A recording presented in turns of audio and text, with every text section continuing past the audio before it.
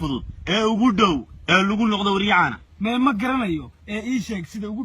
sida ugu dhow ee ugu fudud waa adigoo lagu xidho marka maaniga intan iskaxeeyo xabsiga isgeeyo oo isxidha may waxaad samaynaysaa wax lagu xidho gaar ahaan nin mas'uula oo dawladda ka shaqeeya tusaale ahaan nin wasiira ayaad wax ka sheegaysaa kadibna waa lagu xidhaya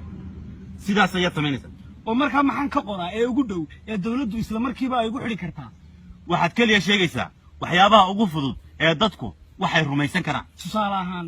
inaad ninkaa mas'uulkaa ku eedaysid inuu ku dhaqmo qabyaaladda isla markaana uu lunsaday xoolihii dadka iyo musuqmaasuq arrimahaas markaad qof ka sheegtid wuu xanaaqayaa miyanayn waana la xidhayaa kadibna wuxuu kuu dalbanayaa booliskuna way ku soo xidhayaan intaas aad xidhan tahay ayaa waxaa imanayaa warbaahintii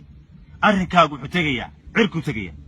warbaahintii baa isugu imanaysa barihii internetka habeenkaa qoraya wargaysyadii muuqbaahiyayaashii intaba habeenkii adaa lagaa sheekaynaya weriye hebel oo lagu xidhay magaalo hebel ururadii saxaafadda ayaa isugu imanaysaa shir jaraa'id bay qabanayaan xadhigaaga ayay cambaaraynayaan waxay odhanayaan cabrin baa jirta ha la sii daayo xorriyaddiisii si dhaqsaa ha loo soo celiyo